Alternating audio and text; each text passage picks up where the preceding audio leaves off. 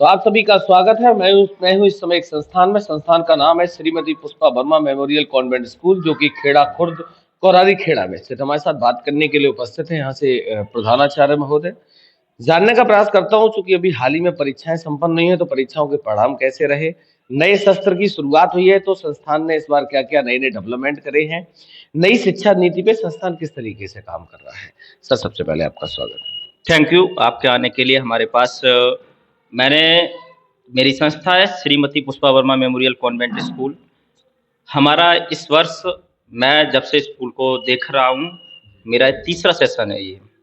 तीसरे सेशन में मैं जब 1 अप्रैल से इसमें चला हूँ, तो मैं 2 सेशन को इस तरीके से लेके चला हूँ कि हम लोग सबसे वीक पॉइंट को, हमारे रूरल एरिया में जिस तरीके से बच्चे बड़े स्कूलों में नहीं जा पाते हैं, छोटे स्कूलों में रहते हुए भी वो कैसे बड़े स्कूलों के बराबर बच्चों के कंपटीशन में अपने आ सकें, इन सब चीज़ों को ध्यान में रखते हुए मैंने इस तरीके से बच्चों को प्रिपेयर हमारी टीम ने कराया है कि वो किसी भी स्कूल के बच्चों के साथ अपने आप को पीछे ना कर सके, मतलब पीछे ना सोच सकें, उनके बराबर अपॉर्चुनिटी पा सकें। इस तरीके से मैं रूरल एरिया के बच्चों को साथ में लेते हुए चला हूँ। अभी हाल ही में जो परीक्षाओं के परिणाम जो आए हैं, वो कैसे परिणाम रहे? परिणाम जिस हिसाब से हम लोगों ने तैयारी कराई थी, परिणाम हम लोगों का 100% अच्छा रहा है। और हमारे पास क्लास नर्सरी से अप टू 8th क्लास तक स्कूल है। तो हमारे सभी होम एग्ज़ाम थे। होम एग्ज़ाम में सारे बच्चों का हमारा वन ऑफ द बेस्ट वो रिज़ल्ट रहा है उनका, 100% रिज़ल्ट। इस बार संस्थान ने क्या क्या डेवलपमेंट करे हैं, क्योंकि नए सत्र में हर बार कुछ ना कुछ बदलाव। मैंने इस बार मैं अपने बच्चों के लिए जैसे कि अपने गवर्नमेंट एग्ज़ाम्स, सेंट्रल स्कूल्स, केंद्रीय विद्यालय हैं, उनकी प्रिपरेशन के लिए एक स्पेशली व्यवस्था कर रखी है। नवोदय की एक सुपर 20 करके एक हम लोगों ने एक बैच तैयार किया है नवोदय के लिए, जिसमें हम नवोदय में बच्चे अपने प्रयास करेंगे, इस बार हमारे अपॉर्चुनिटी उनको देंगे, क्योंकि ग्रामीण क्षेत्र में ज़्यादा फीस लोग हायर नहीं कर सकते थे। तो हम कोशिश है कि हम कम फीस में ही उन लोगों को यहाँ ये चीज़ कराएँ, जिससे कि वो आगे नवोदय में, केंद्रीय विद्यालय में या जो पीएम स्कूल चल रहे हैं, उनमें ये बच्चे पहुँचे और अपने में कम समय में ही अपने को फाइट करके और एक अपना एक विज़न तैयार कर पाएँ, एक अपने लाइफ़ की एक अपॉर्चुनिटी तैयार कर पाएँ।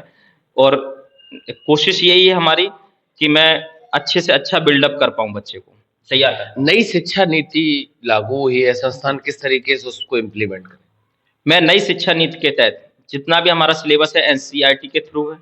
सारी बुक्स हम लोगों ने एनसीईआरटी वाली ली हुई है, जिस उसमें प्रैक्टिकली एजुकेशन पे ज़्यादा फ़ोकस किया गया है। प्रैक्टिकली एजुकेशन को हम कोशिश करते हैं कि वो चीज़, चाहे वो साइंस हो, चाहे वो मैथ हो या हमारे एसएसटी हो, इन सभी सब्जेक्ट को इस तरीके से लेके चल रहा हूँ कि वो प्रैक्टिकली प्लस थ्योरेटिकल दोनों चीज़ें तैयार होती चलें बच्चों की, और स्ट्रेंथ बने। उनका कोई भी सब्जेक्ट ऐसा ना रहे जो वीक रहे। सरकार के द्वारा जितने भी मानक हमारे स्टैंडर्ड जो एनसीईआरटी में दिए हुए हैं, उन सब चीज़ों को फ़ॉलो करने की हमारी पूरी कोशिश है। जहाँ आपका संस्थान है, वहाँ अधिकतम लोग रूरल एरिया, किसान, गरीब मजदूर वर्ग के आपके साथ जुड़े हैं। किस तरीके का सहयोग रहता है? सहयोग रूरल एरिया में आपको भी पता है कि यहाँ लोगों के पास एजुकेशन की तरफ अवेयरनेस उतनी ज़्यादा नहीं है। लेकिन हमारी सबसे पहले लोगों के बीच जाके यही सबसे पहली मौका रहता है, लोगों को बैठाल के समझाएँ कि आने वाला समय जो पढ़ाई के बिना बहुत अधूरा है।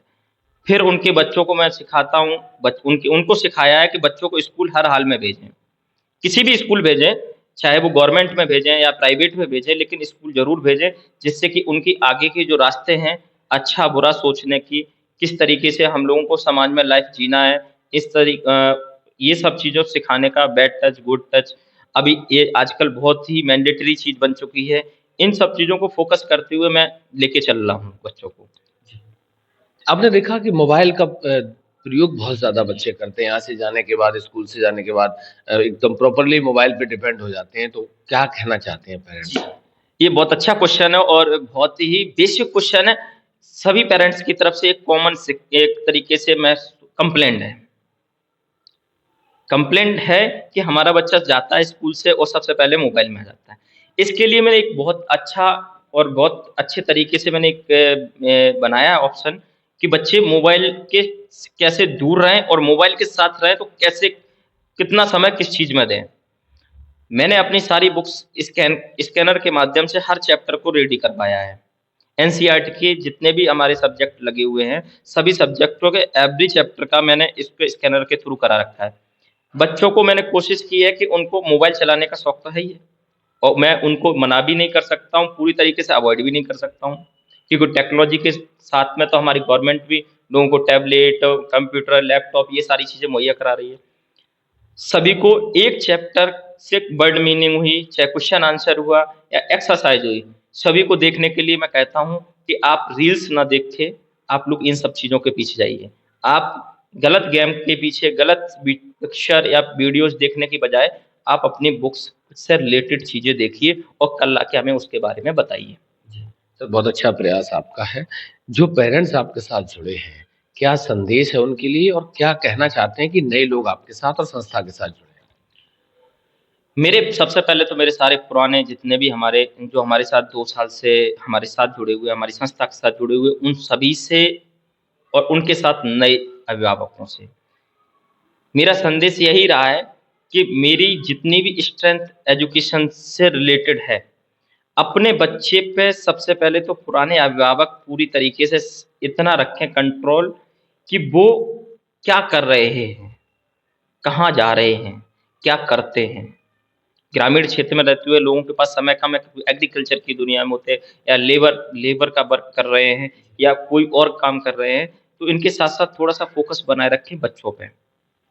और जब बच्चे अच्छे निकलेंगे, मैं कोशिश करता हूँ कि मैं बच्चों की ज़्यादा से ज़्यादा पढ़ाई, चाहे वो याद कराने से संबंधित हो, चाहे वो हमारी लिखने से संबंधित हो, मैं स्कूल में ही सारी व्यवस्थाएँ करने की कोशिश करता हूँ।